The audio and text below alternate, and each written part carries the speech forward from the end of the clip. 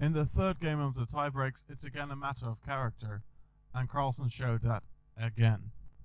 e4, Carlsen playing black, e5, knight f3, knight c6, bishop e5, h6. Another solid Ruy Lopez for Magnus in this match, which was his friend and a good friend. Bishop a4, knight f6, castle kingside, bishop e7, d3, b5, bishop b3, d6, a3, castle kingside, knight c3. This is a very popular variation these days. Knight a5, bishop a2, bishop e6, b4, and here Aronian likes to exchange bishops, but Carlsen is keeping the pieces on with knight c6 here, and actually allowing double pawns. So that is something different from what we've seen in the match before.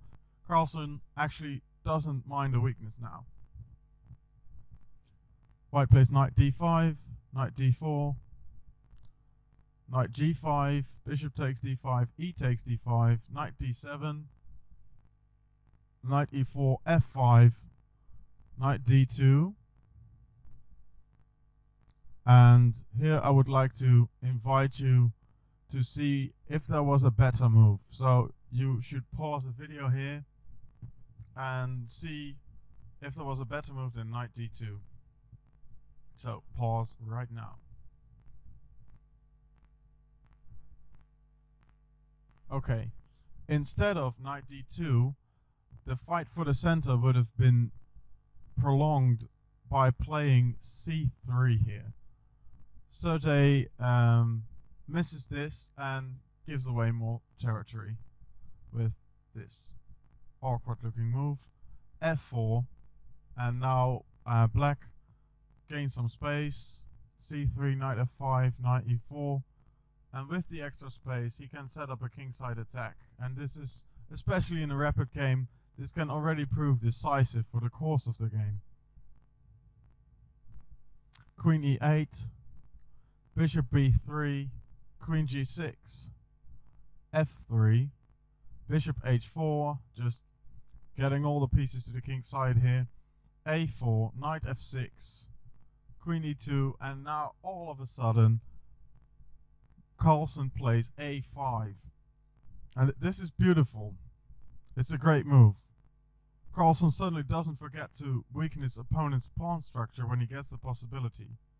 And he completely switches his attention to the queen side, as he didn't get that much on the other half of the board. I mean, he could have continued with some sacrifices like bishop g3 and queen h6 or queen h5, but this is a more safe way to continue, and this is in Carlsen's style. So he wouldn't go all out and risk to lose the match here. He's just exchanging his only weak pawns in the position and strengthening the position, and that's true to his style. It's also a way to see here that there's a principle of two weaknesses. So Carlsen is playing on a kingside attack here, and after a4 and queen e2, he finds a way to create some other weaknesses on the queen side, where he's going to play on now. And after switching sides in the attack, it's very, very hard to defend.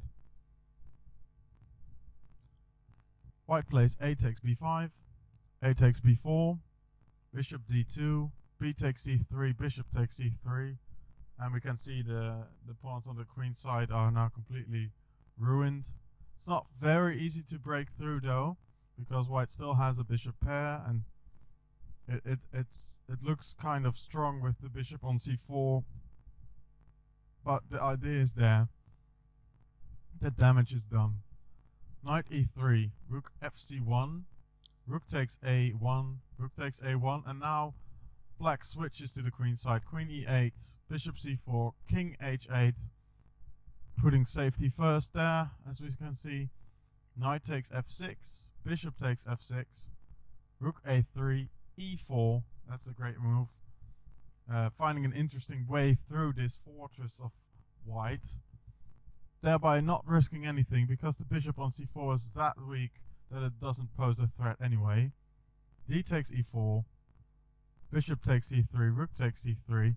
Actually, the pawn on c4 would have been more dangerous if it could move forward. Queen e5, rook c1, rook a8, now getting the a file as well, and putting more pressure on. h3, h6, king h2, queen d4, queen e1. It looks as if the bishop can be taken, but after queen b4, the knight is won back. So it's impossible to take that one. Queen b2. So he did surrender the 7th rank, and that's maybe worth more than a fictional piece. Bishop f1, rook a2. And now white suddenly blunders, and this is strange because this is one of these positions where Karyakin is very good at defending. He just blunders away a piece with rook takes c7, and that's very strange. Rook a1, and the piece is gone. Carlsen now leads for the first time in the match, and with Karyakin having to play black in the last game, Karyakin has to go all out against a Carlsen where he didn't quite manage to get advantages easily.